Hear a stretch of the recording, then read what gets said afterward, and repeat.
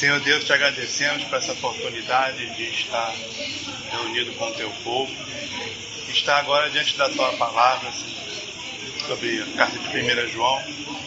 Tu possa, Senhor Deus, estar usando esse momento para edificar cada um de nós, fazer-nos crescer no conhecimento do teu Evangelho e na prática dele em nossa vida. Que não seja apenas, Senhor Deus, um momento de informação intelectual, mas seja também, Senhor Deus, um momento de transformação dos nossos corações, pelo poder que nós cremos que há na tua palavra e pela intenção que tu tens com a tua palavra, de que ela seja transformadora em nossa vida. Usa, Pai querido, essa escola bíblica em todas as suas classes, a cada uma das pessoas que estejam participando delas, venha a ser tocada pelo seu Espírito Santo e venha a estar se aproximando mais de ti. E aquilo que está de errado em nossa vida, em nossa conduta, em nosso pensamento, seja modificado para te glorificar cada dia mais. Em nome de Jesus te agradecemos essa oportunidade, pedindo que tu abençoe esse momento, em nome de Jesus. Amém. Tudo bem. Então, estudamos os versículos 2 a 4.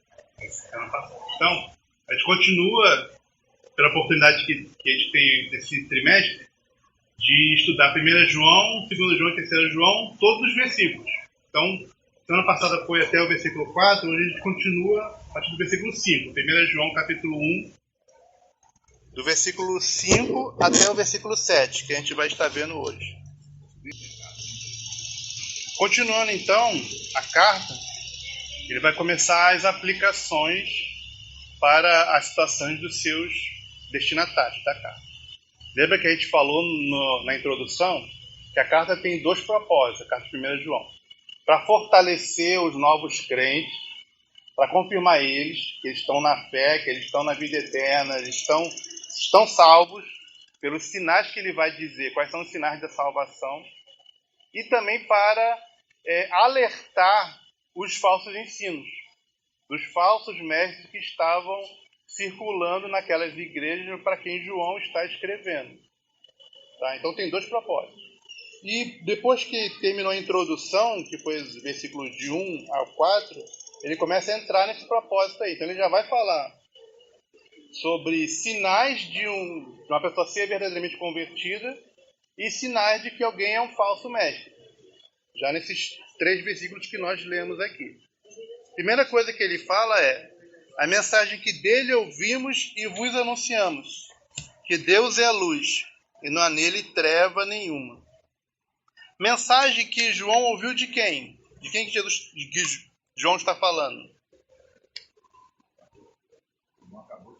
Eu tropecei, eu falei. De quem que ele está falando? Porque João, lembrando, ele está falando da sua perspectiva de apóstolo, certo? Como ele é o último dos apóstolos que está vivo, ele é a última das pessoas que esteve andando com Jesus, e a gente viu nos versículos anteriores. Aquilo que eu vi, que eu ouvi, que eu toquei do próprio Jesus, a palavra da vida estava na minha frente, a palavra da vida estava encarnada, a própria vida eterna estava diante de mim. Então, o que eu vi dele, do próprio Jesus, certo? Então, ele está lembrando o seguinte, que a mensagem que ele, João, está pregando, não é uma mensagem que ele inventou. Não é uma coisa que ele ficou pensando na cabeça sobre como é Deus, sobre como é a salvação, não. É uma coisa que ele recebeu do próprio Jesus. E isso é um distintivo, certo? Para nós, já. Porque ele está fazendo um paralelo, assim, para a igreja estar alerta contra os falsos mestres, que eles recebem uma doutrina que não vem de Jesus. Uma doutrina que eles próprios inventam da sua cabeça, é especulação. E eles pensam que isso é uma coisa que Deus deu para eles, independente de Jesus, independente dos apóstolos. Então aqui nós somos chamados de novo a nós nos firmarmos na doutrina dos apóstolos. O que passar disso é especulação humana. Existe um chamado no Novo Testamento a gente se conformar com a simplicidade dele. Porque às vezes tem questões que, por exemplo, o Novo Testamento não fala. As pessoas querem que seja respondida. Aí o teólogo, ele vai responder de acordo com a cabeça dele, com o que ele acha que deve ser. Mas aquilo ali a gente tem que tratar como uma opinião, uma mera opinião. Verdade mesmo para nós, verdade que tem que ser recebida pelo cristão, é aquilo que foi registrado pelos apóstolos e que está para nós no Novo Testamento. Tem até um texto que vocês podem ler. Sim. E ele tocou, assim, viu Jesus, ouviu Jesus, não só o Jesus do ensino antes da crucificação. Ele ouviu Jesus, tocou em Jesus depois, né? Depois da morte e da ressurreição de Jesus. Que aí, esse aí é o grande diferencial deles, dos apóstolos. Jesus, depois de ressuscitado, apareceu para eles e continuou ensinando a eles. E, então, ele traz essa mensagem direto do Jesus ressuscitado, que ele viu, que ele tocou, que Jesus mandou tocar na mão dele e tal. Então, ele traz essa mensagem confirmada, né? Dele como um apóstolo escolhido para trazer esse testemunho do Jesus ressuscitado para as pessoas. Aí o que eu estava falando é que pode acontecer de haver questionamentos filosóficos, morais, teológicos, né? E que o Novo Testamento não informa. Nesse caso, a gente tem que se conformar com o não ter sido revelado. Tantas perguntas que se fazem, que a Bíblia não fala, nós nos conformamos. Não precisamos ficar especulando, investigando coisas que não foram reveladas. E até a carta de 1 João, ela tem essa característica de que ela é bem simples, ela é bem básica, né? Ela fala de coisas bem básicas e, conforme a gente falou, ela fala de uma maneira circular, de uma maneira repetitiva, porque ele está chamando aquelas pessoas à simplicidade.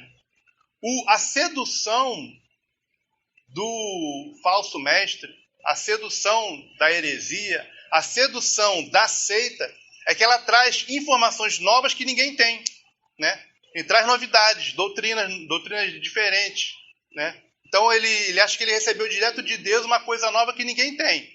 Aí o que acontece? Você que está acreditando nesse novo mestre, você fica dependente dele, né? Porque ele que tem a doutrina nova, só ele que tem. Aí as pessoas ficam apegadas a ele, né? E é assim que se formam as seitas, que se formam as heresias. Lá em 2 Coríntios 11, versículo 3, Paulo fala sobre essa questão aí, da gente se conformar com a simplicidade do Evangelho. Pode ler 2 Coríntios 11, 3. E o versículo 4 também. Então ele diz que isso é um engano possível da astúcia, igual a astúcia da serpente com Eva. É um engano do diabo para nos desviar. Porque é uma coisa tentadora, né? Você se considerar superior aos outros, não é? Você tem uma revelação superior às outras pessoas, a sua comunidade, a sua igreja, o seu grupo, é o único que está certo, o mundo inteiro está errado, todo mundo vai se perder, só vocês vão se salvar.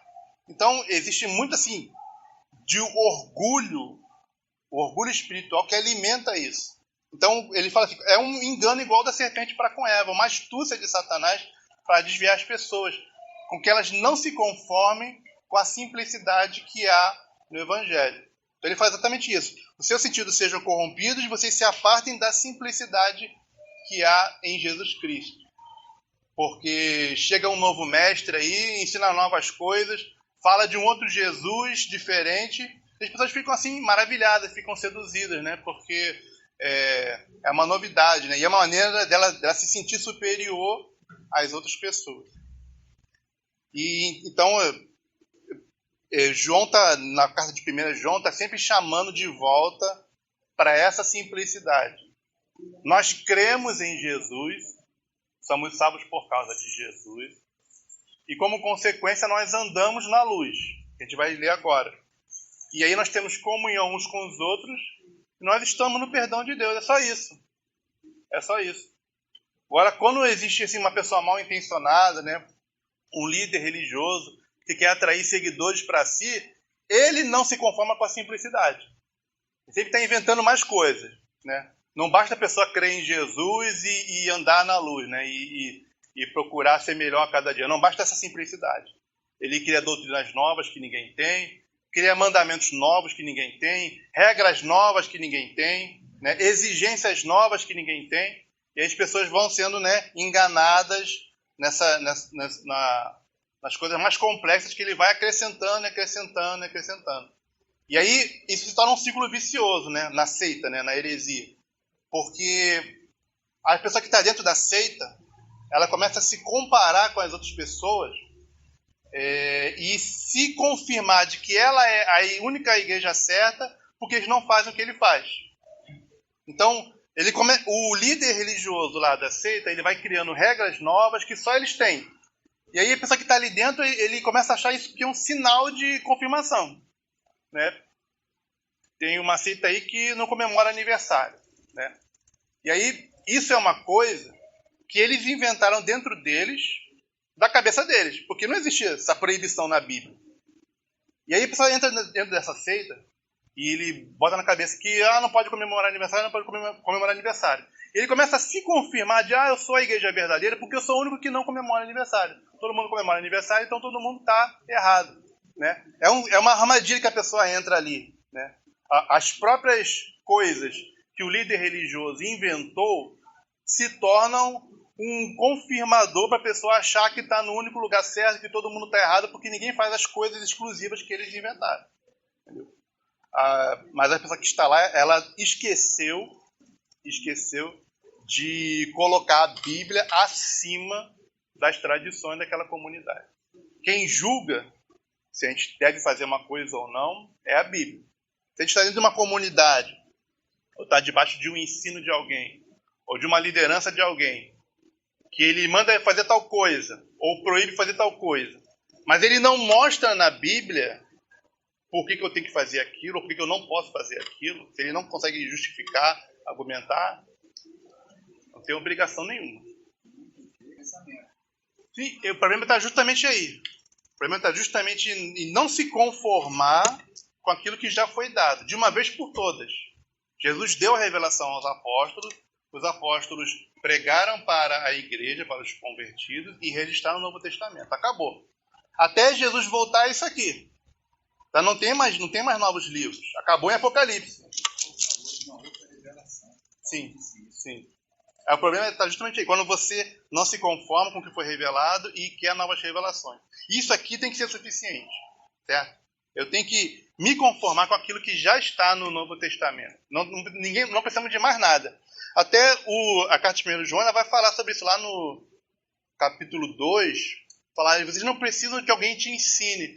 Ele não está dizendo que não é necessário haver mestre na igreja. Mas ele está dizendo que eles já sabem o suficiente. Eles já receberam o ensino suficiente. Que é o evangelho simples.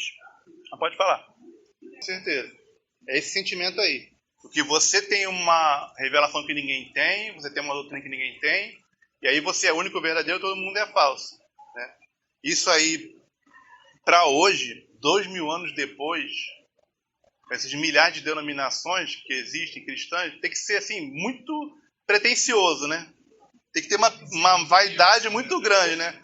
Deus é só meu, só está aqui dentro e ninguém mais. Tem que ser muito assim, muito orgulho. A questão é essa. Eu não estar satisfeito com a simplicidade do Evangelho. Tem outro texto sobre isso, está em 1 Coríntios 3. Isso. Então, isso aqui não é um chamado à simplicidade? Paulo era um homem assim, com muitos estudos, com muita cultura. Mas no tocante à convivência da igreja, para a edificação da igreja, ele não precisa saber nada além de Jesus Cristo e Jesus Cristo crucificado. Quem foi Jesus, o que significou ele, e o que foi a cruz de Cristo, o que significou a cruz de Cristo. É isso que nós precisamos saber.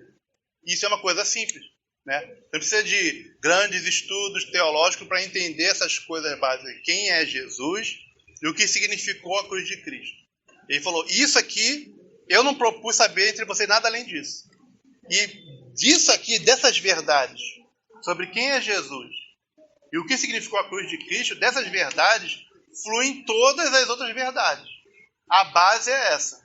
Como ele diz também em 1 Coríntios 3. Ninguém pode pôr outro fundamento além de Jesus Cristo. Na continuação do versículo 5, 1 João, capítulo 1, versículo 5. Ele falou, mensagem que eu recebi dele e eu anunciei. qual é a mensagem, né? A essência, né? E aí ele, com a sua linguagem típica, né, da carta de 1 João, a gente está falando aqui da simplicidade da carta, dele chamando os crentes de volta para a simplicidade. Qual é a mensagem? O âmago da mensagem? Que Deus é... O que está escrito? Deus é luz. E não há nele treva nenhuma. O que significa isso? Que Deus é luz e não há nele trevas nenhuma. Não há engano, não há confusão, com certeza. O que mais? Não há pecado. Não há injustiça, não há imoralidade. Não há mal em Deus, né? Deus é somente bondade. Deus é somente amor. Deus é somente justiça. Deus é luz. Então, resumindo todos os atributos, 1 João 5. 1 João capítulo 1, versículo 5. Resumindo todos os atributos de Deus, toda a glória de Deus é resumida nisso. Deus é luz. Deus é luz. Então, se tem treva no meio, tem uma coisa de... Sabe que aquilo ali, Deus não está no negócio. Deus é luz e nele não há treva nenhuma. E aí, isso se aplica a muitas coisas, né? Se aplica tanto na questão da doutrina pura, né? Que ele vai falar aqui, vai voltar, chamar as pessoas para a simplicidade da doutrina original. E aí, doutrinas novas, diferentes, estranhas, não vêm de Deus, né? Mas aqui, no momento, ele vai enfatizar a questão do comportamento. Do comportamento. Da moralidade, da vida. Da santidade de quem diz que conhece a Deus. Deus é a luz e nele não há treva nenhuma. Então, aqueles que conhecem a Deus, eles terão o desejo e a direção da sua vida para a direção da luz. Se ele está caminhando em direção às trevas, tem uma contradição aí com a confissão de fé dele, de que ele conheceu a Deus em Cristo. Deus é a luz e nele não há treva nenhuma. Se você está com ele, você então, se ele está na luz, tem que andar na luz. Se você andar nas trevas, você está mostrando que não está tão com Deus assim. Porque pelo fato dele ser luz, ele não tem comunhão com as trevas. No momento que o ser humano deixa as trevas dominarem a vida dele, o coração dele, o caminho dele, as atitudes dele, ele está interpondo uma barreira entre ele e Deus. Porque ele é a luz, não tem comunhão com as trevas. Certo? É claro isso? É claro e é simples, como a gente está dizendo. João vai sempre puxar a gente para a simplicidade. Que é uma coisa que parece que é óbvia, a gente na teoria, mas na prática não é assim. Na prática não é tão óbvio. Porque é possível a pessoa se enganar. Né? Obrigado. É possível a pessoa ela estar se enganando no seguinte sentido. Ela crê que tem a doutrina correta, portanto, porque ela tem uma crença na doutrina correta, ela já está tudo bem com Deus, mas aí ela se permite andar nas trevas. Porque ela fez alguma coisa no passado, né, confessou a Jesus no passado, se juntou à igreja, se batizou, confia no ritual do batismo, confia no ritual da ceia, confia no fato dela estar ali no meio da congregação, e aí ela permite as trevas entrarem no seu coração, as trevas entrarem na sua vida. E mesmo assim ela não fica incomodada com isso.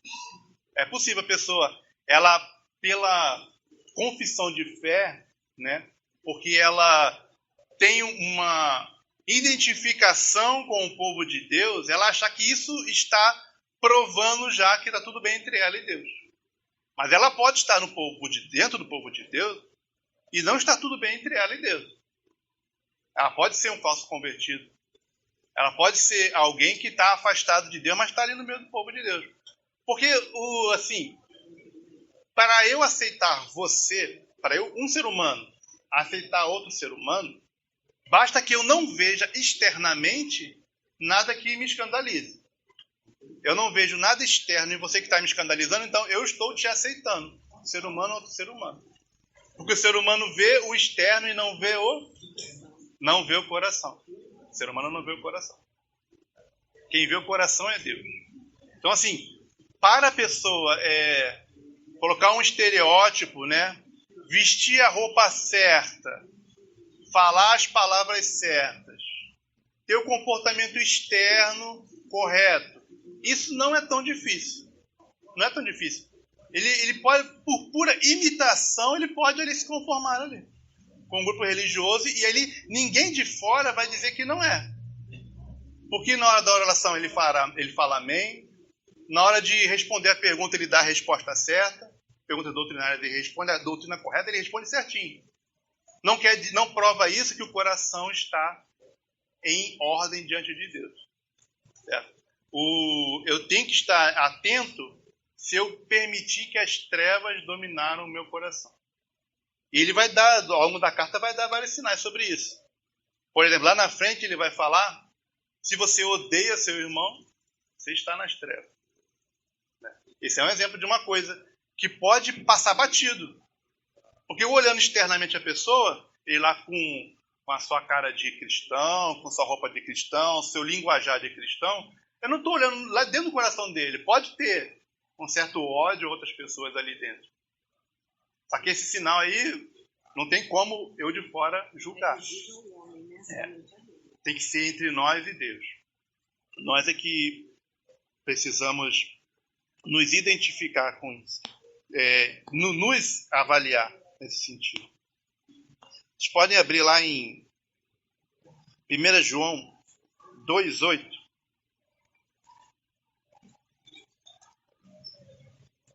E o versículo 9.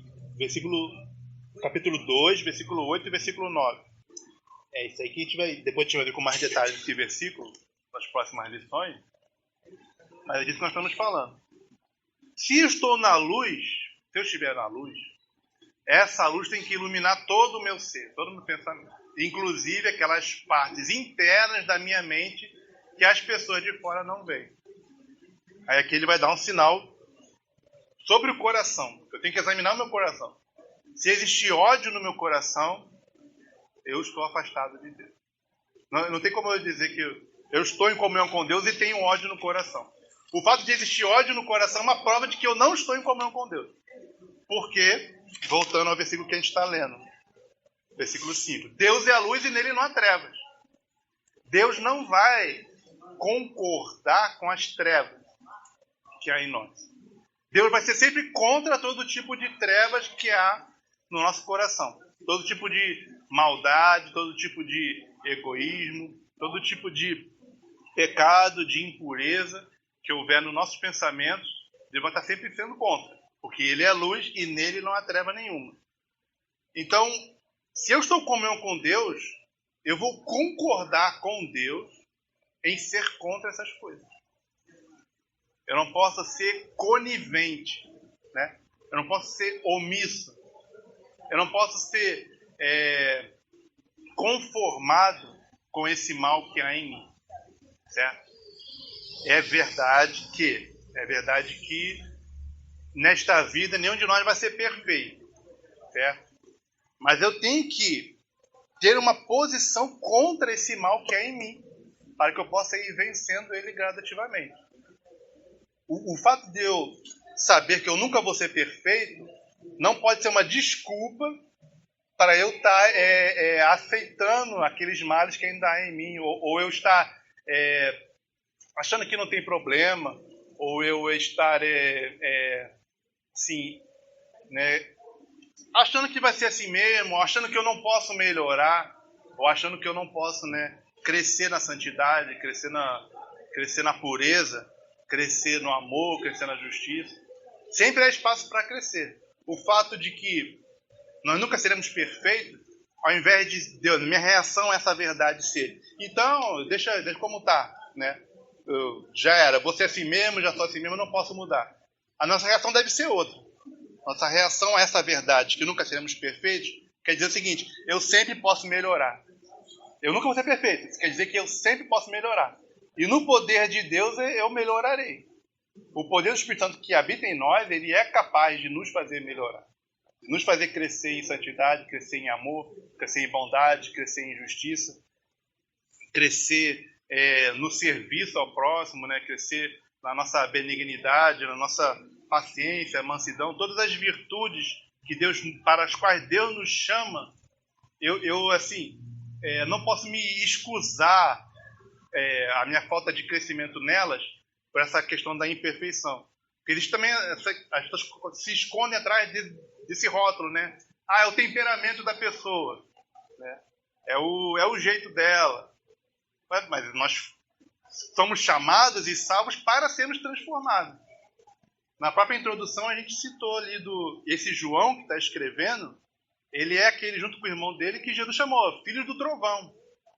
Porque chegaram na aldeia dos samaritanos, os samaritanos não quiseram dar hospedagem para eles. Aí eles perguntaram para Jesus, vamos pedir fogo do céu para queimar esses samaritanos que não quiseram nos hospedar? Aí Jesus falou, vocês não sabem de que espírito vocês são, porque o Filho do Homem veio para salvar a vida dos homens, não para destruí-los. Esse João que falou isso. Esse João que é o apóstolo do amor hoje. Ou seja, na trajetória de vida dele, tem um coração transformado. Né? Ele não ficou lá. Imagina se ele lá naquela época, que ele era o filho do trovão, que era a pessoa nervosa, que pedia para Deus jogar fogo do céu nos inimigos. Imagina se ele ficasse conformado. Não, esse é o meu jeito. É o meu temperamento, nasci assim, vou ser assim para sempre. Isso não é desculpa, né? Não é desculpa para não melhorar. A prova de que você está em comunhão com Deus é que essa comunhão não vai deixar você estagnado moralmente, certo? Se eu estiver em comunhão com Deus, esse Deus que é perfeita luz, esse Deus que é perfeita santidade, ele vai estar me transformando. Porque a luz dele tem que iluminar as minhas trevas, certo? Se eu não estou crescendo, se eu não estou melhorando, é porque eu não estou em comunhão com Deus. No momento que eu estiver em comunhão com Deus, essa comunhão vai me transformar. Ela é influência natural. A luz chega, as trevas saem. Certo? Se eu estou em comunhão com aquele que é luz, então as trevas que há em mim têm que estar saindo. Novamente, sempre frisando, para a gente não cair no engano oposto, né? De que você vai se tornar perfeito nesta vida. Não vai se tornar perfeito. Mas gradualmente tem que estar melhorando. Se não está melhorando, é porque há uma interrupção entre a sua comunhão com Deus. No momento que a comunhão voltar, você vai estar melhorando. Porque é impossível a luz estar convivendo com as trevas. Quando a luz de Deus iluminar o nosso coração, ela vai estar expulsando, vai estar empurrando as trevas para fora da gente. Assim, como é possível? Eu estou em comunhão com Deus que é a luz. E essa comunhão não me transformar. Como é possível isso? Não é possível, né? Então, alguma coisa está errada aí, né? Nas coisas que eu estou pressupondo. Talvez eu não esteja em comunhão com Deus. Até porque tem coisas que nem eu percebo que eu estou errado. Eu preciso que Ele me mostre que está errado, né? Mas, sobre o negócio que a Granada já falou, essa questão assim, esse é o meu jeito. Isso é uma verdade, certo? Existem pessoas que elas já vêm com um certo jeito lá, que tem uma coisa errada naquele jeito. Só que isso não é, essa verdade, não é para eu me conformar com ela. É para eu saber onde está a minha fraqueza. E aí essa fraqueza, como a Gasta está falando, a gente tem que entregar a Deus em oração todo dia, até que ela seja vencida. Né? Pelo poder de Deus, ela pode ser vencida.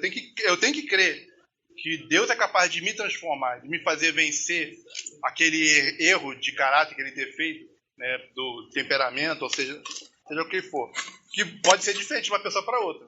Uma pessoa tem fraqueza em tal área e a outra não tem.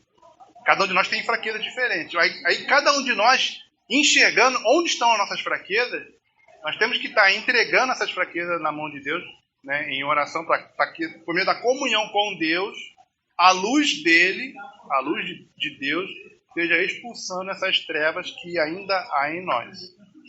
O canal para isso acontecer é manter a comunhão com Deus. Os versículos a seguir, versículo 6 e versículo 7, eles estão falando sobre isso. Se dissermos que temos comunhão com Ele e andarmos em trevas, mentimos e não praticamos a verdade. Mas se andarmos na luz como Ele na luz está, temos comunhão uns com os outros. Estamos falando de 2 comunhões aqui. A comunhão com Ele, a comunhão com Deus, e a comunhão com os irmãos. O que acontece? O que é essa comunhão aí? É eu ter o mesmo propósito, que é Deus. Deus tem um propósito de me santificar. Deus tem um alvo, tem um objetivo, tem um lugar para onde Ele quer me levar, que é a santidade. Eu tenho que, no meu coração, concordar com Deus.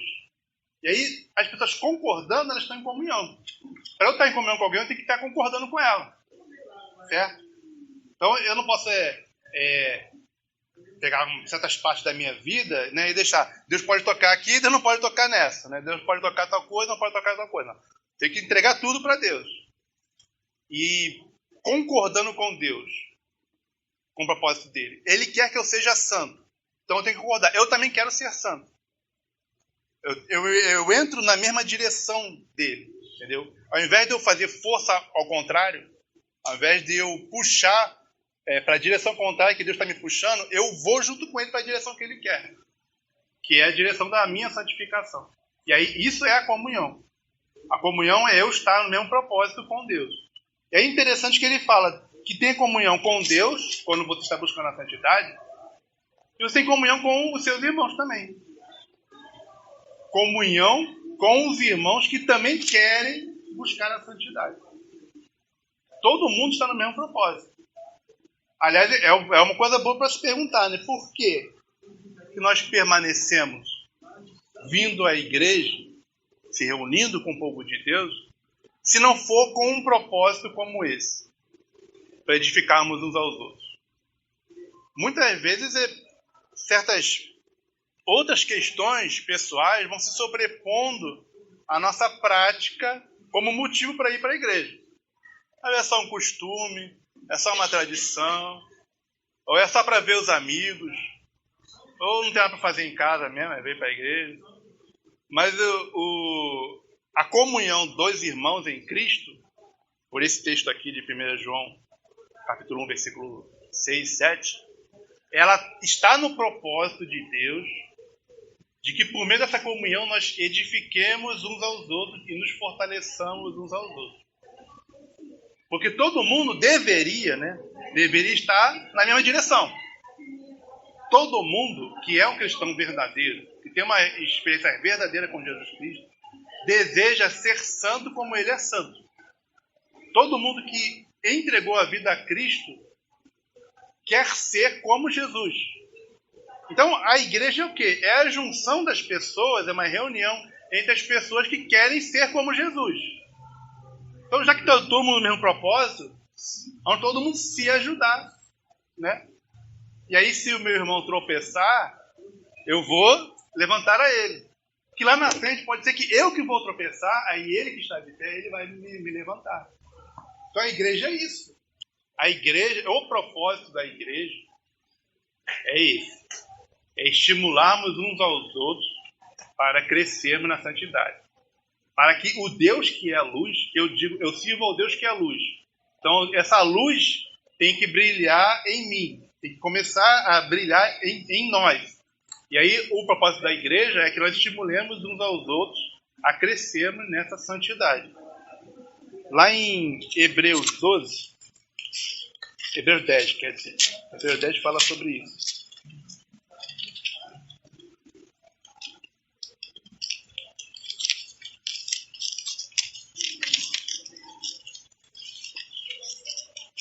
Hebreus 10, versículo 24 e 25. Então, olha só como esse texto confirma o que nós falamos aqui.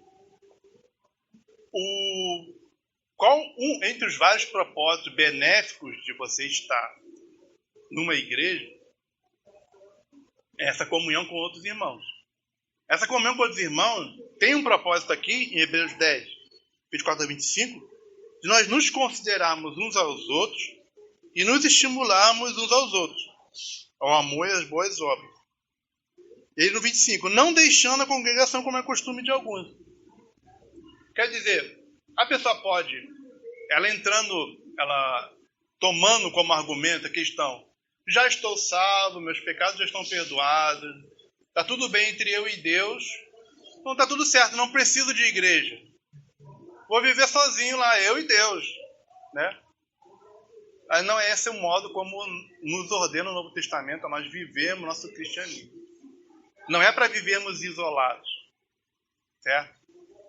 Eu tenho um propósito de eu estimular uns aos outros, né? Aquilo que Deus te deu, as coisas que você entendeu, as coisas que você experimentou, e tem um propósito de Deus que você compartilhe com os outros para que eles sejam edificados também. E também eles, seus irmãos em Cristo, têm experiências com Deus para eles passarem para você ser estimulado por eles. Esse é o propósito. E aí, lá em 1 João, no versículo que nós lemos, se eu tenho comunhão com Deus, eu terei comunhão também com os filhos de Deus, ao mesmo tempo, né? Não é o propósito de Deus nos isolar, nos deixar fora do rebanho, né? Do rebanho que Ele tem salvo. Essa comunhão com Deus, que a gente disse, que eu concordar com o propósito de Deus de santificar a minha vida. Estou andando na mesma direção que Deus. Deus tem o propósito de me santificar e eu quero me santificar. Essa comunhão ela vai resvalar, vai redundar, né? Vai ter como consequência eu também ter comunhão com os irmãos que estão no mesmo propósito, né? Eu tenho comunhão com Deus, como é que eu não tenho comunhão com o meu irmão? A pessoa que teve a mesma experiência de fé que eu, teve a mesma experiência de conversão a Cristo, serve ao mesmo Jesus, mas aí eu não tenho comunhão com ele. É uma coisa errada aí. É uma coisa estranha aí. Como pode, né? Como é que pode? Se é o mesmo Jesus, se é o mesmo Deus, se é o mesmo Espírito Santo. Então, a falta de comunhão entre os irmãos, ela é uma contradição ao propósito de Deus para com a igreja. Nós lemos na 1 João 1, versículo 6, que nós temos comunhão com Deus e, como consequência, temos também comunhão uns com os outros. Porque nós estamos na luz e eles estão na luz e todos nós queremos melhorar. Então nós queremos melhorar. E aí o final do versículo 7, ele é importante aí para a gente saber como viver essa estrada do melhoramento. Como é que diz no final do versículo 7? Depois que ele fala que nós, por estarmos andando na luz, ou seja, desejando a santidade, desejando melhorar, temos comunhão uns com os outros, qual é a última frase aí do versículo 7? O sangue de Jesus Cristo, seu Filho, nos purifica de todo pecado. Né? Por quê? Por que ele fala isso? O pecado, nossos erros, nossas transgressões, eles são uma barreira. São uma barreira. Por que você briga com alguém? Por que vocês ficam de mal? Por causa de algum pecado. Geralmente os dois têm algum pecado. Nunca é um totalmente inocente, né? e outro está tudo errado, não. Geralmente tem pecado aí. Pecado de falta de paciência. Pecado de falta de humildade. Pecado. Aí você brigou com alguém e aí perdeu a comunhão. Então, o pecado é a barreira. Entre nós e outros seres humanos, é o pecado que faz a barreira. E também, entre os seres humanos e Deus, o pecado é a barreira. Só que essa barreira é removida no Evangelho. A mensagem do Evangelho é que o sangue de Jesus Cristo nos purifica de todo o pecado. Então, aquilo que seria barreira entre nós e Deus não é mais barreira. Porque Cristo morreu por nós na cruz, pagou pelos nossos pecados. E aí Deus, Ele pode nos aceitar completamente. Deus pode nos aceitar sem reserva.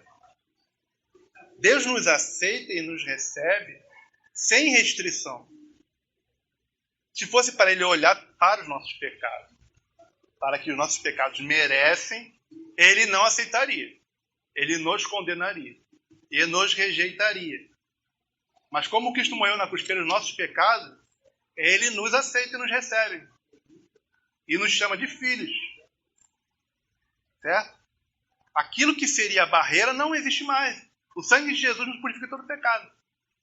E esse sangue de Jesus, que nos reconcilia com Deus, tem que ser, na vivência da igreja, o motivo para me reconciliar com os meus irmãos. Certo?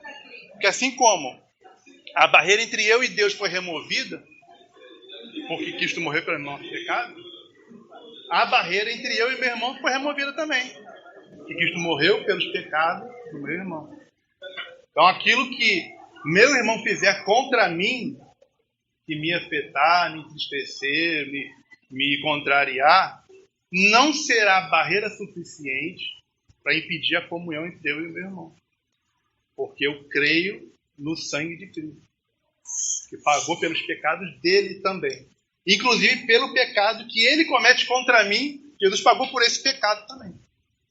E então, aí, esse perdão completo, que Jesus comprou na cruz, que permite a comunhão.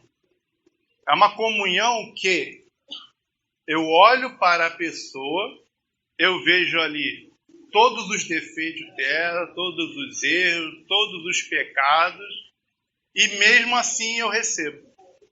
Assim como Deus olha para nós e olha até lá no fundo do coração e vê até aquelas coisas que ninguém sabe, aquelas coisas mais profundas que estão erradas lá no âmago do nosso ser e que ninguém conhece e que Deus conhece e que seria motivo para Deus nos rejeitar.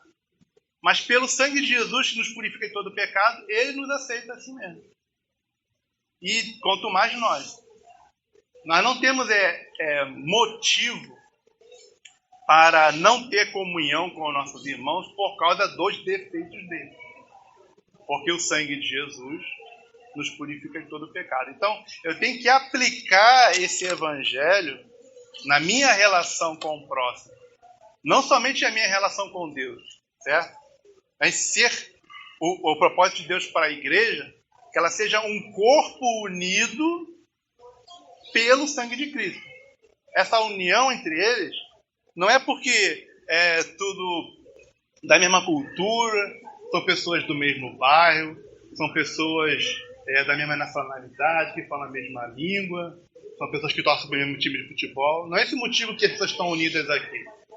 Se fosse qualquer outra união, outra agremiação, qualquer outra comunidade na nossa sociedade, poderia ter esses motivos. As pessoas se identificarem umas com as outras, temos algo em comum.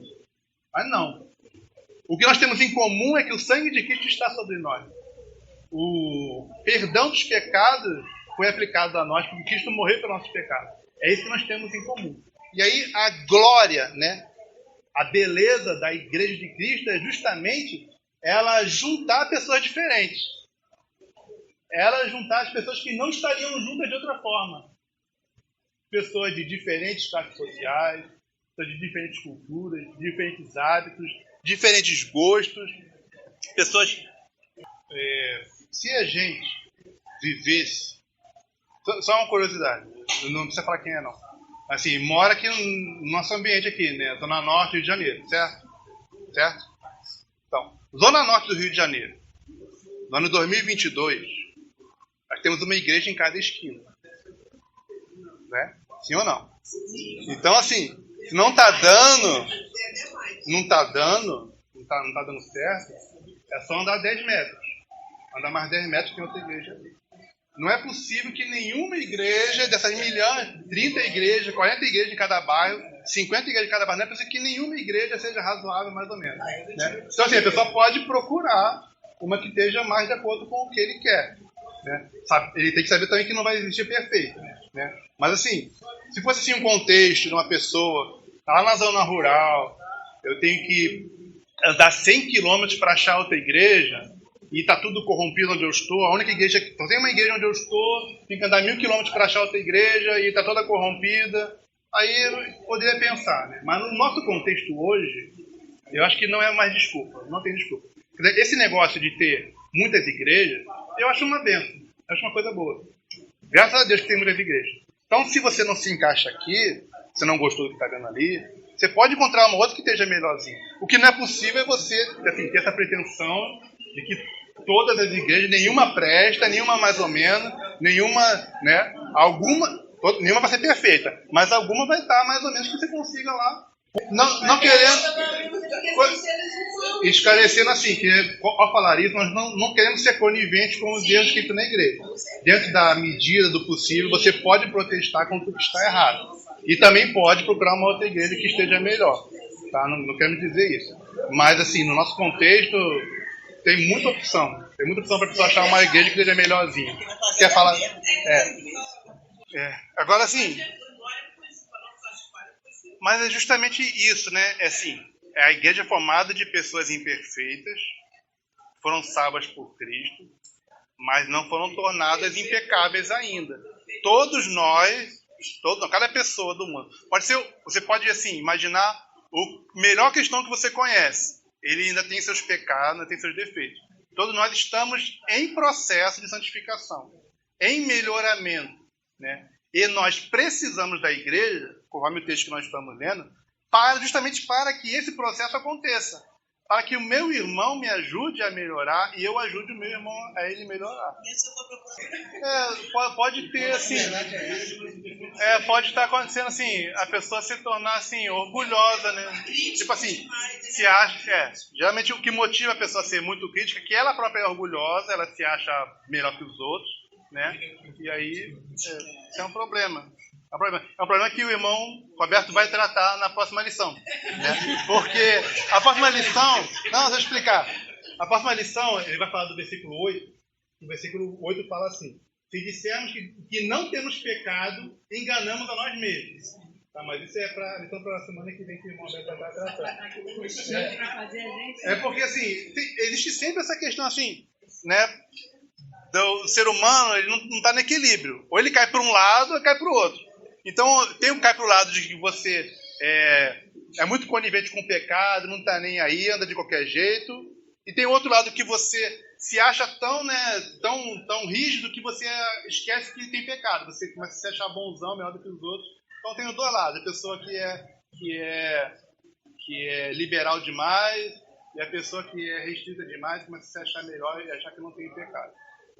A gente precisa, né, pela palavra de Deus, ser corrigido nos nossos extremos, nos nossos desequilíbrios, certo? Lá em 1 Tessalonicenses 5:4, ele fala também, esse texto fala também dessa ilustração sobre a luz, viver na luz.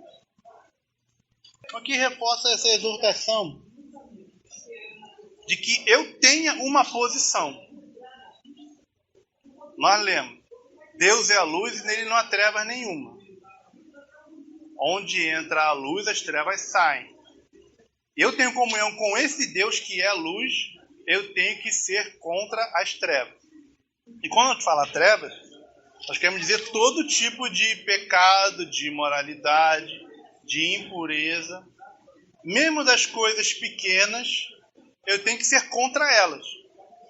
O fato de ser, assim, um pecado menor, não ser uma coisa tão grave, só um pensamento que a pessoa teve, mesmo assim, eu tenho que ser contra ele.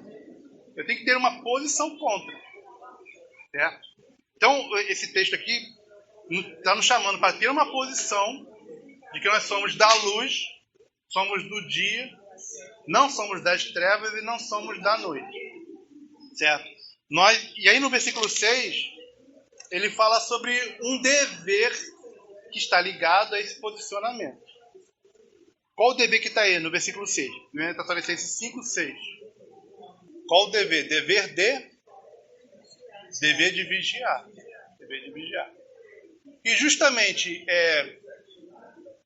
as trevas que há em nós, o pecado que há em nós, o mal que ainda existe na nossa natureza, que ainda não foi totalmente redimida, ainda não foi totalmente purificada. Esse mal, ele está só esperando uma oportunidade. A oportunidade acontece quando nós dormimos. Quer dizer, Nós deixamos de vigiar. Nós relaxamos. Certo? Ele diz, não durmamos como os demais, ou seja, como aqueles que não têm a Cristo. Eles dormem, ou seja, eles são coniventes com a sua natureza má, eles deixam a natureza má solta, né? Como se fosse um animal sem corrente, e deixam solto. E aí ele faz o que quer, né? O cachorro faz o que quer no quintal lá, não tem corrente para ele. Essa é a pessoa que não tem a Cristo.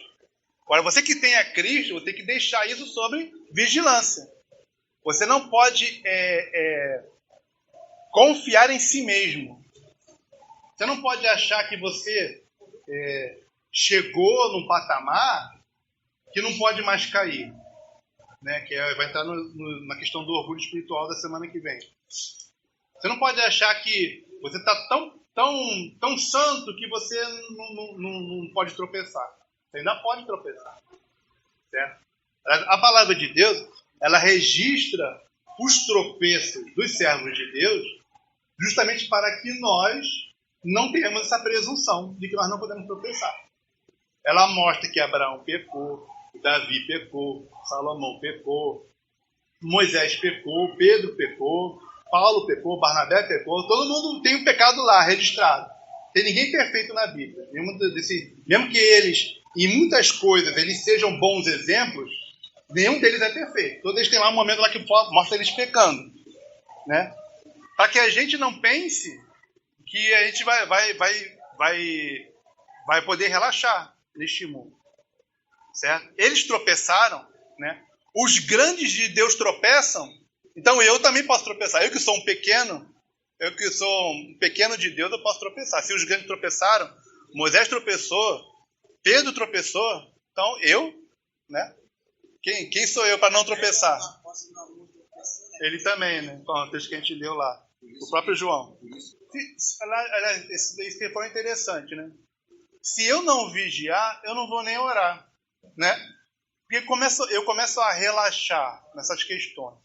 Eu não cultivo mais uma comunhão diária, frequente com Deus. Por quê? Porque eu não vigiei. E aí, quando eu não vigio, a minha natureza humana, ela aproveita a oportunidade para tomar o controle. E eu começo a ocupar a minha mente somente com as coisas deste mundo, somente com as coisas terrenas. E aí eu esqueço de Deus. É fácil você se envolver tanto nas coisas deste mundo que você esquece de Deus, esquece de buscar Deus. E aí no momento que você vai diminuindo, né, a sua comunhão com Deus, a sua frequência, né, a sua busca de Deus, a sua força para resistir à tentação quando ela acontecer vai diminuir também. Porque você não terá recebido o suporte, né, não terá sido suprido com a força de Deus, porque você não o buscou, não está em comunhão com Ele.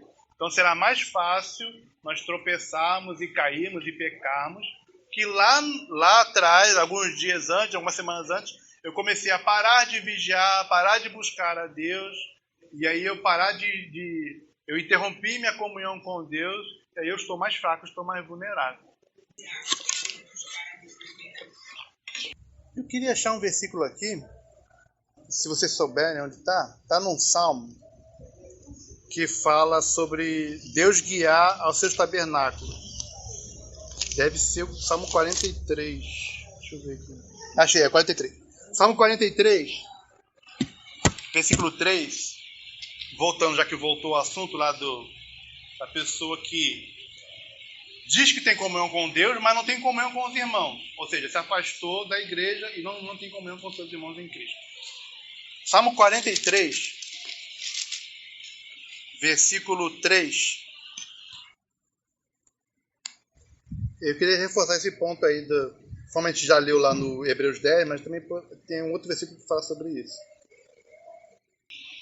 Então, olha só como é que esse versículo concorda com o que nós temos falado. Né? Quem tem comunhão com Deus, terá comunhão com seus irmãos. Porque ele fala assim, ele pede para Deus, Senhor, envia a tua luz e a tua verdade para mim. Quando Deus enviar a luz e a verdade para ele, essa luz e a verdade vai guiá-lo ao monte de Deus, aos tabernáculos de Deus. O que é isso aí? O que é o monte de Deus, o tabernáculo de Deus? Era o lugar onde o povo de Deus se reunia. Certo? Então, se Deus me iluminou, Ele vai me conduzir à comunhão com o povo dele. Se esse propósito está na Escritura revelada para nós, que a pessoa tem comunhão com Deus para ter comunhão com seus irmãos, quando a pessoa estiver buscando a Deus, o próprio Deus vai mover o coração dele, de fazer ele entender que ele precisa estar dentro de um corpo de Cristo. Precisa estar numa igreja. Né? Porque ali é o lugar dele. Certo? Ele é membro da família de Deus. Então ele tem que estar convivendo com a família de Deus.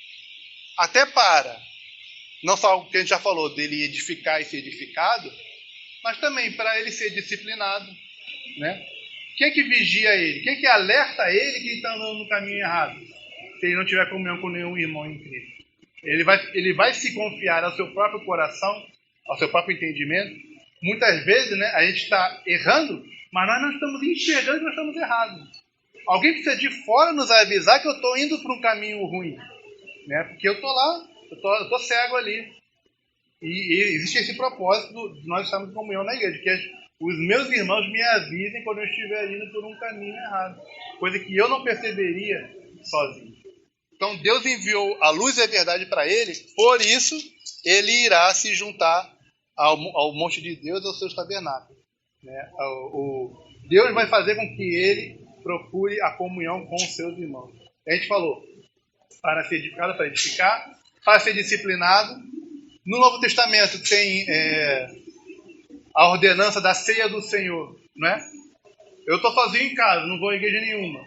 Vai celebrar a ceia como? Com quem? Né? Contra a própria sozinho? Você até pode fazer isso, mas você está fora do mandamento de Jesus. Jesus mandou esperar uns pelos outros para comerem junto a ceia em memória dele. Né? Pois é, mas assim,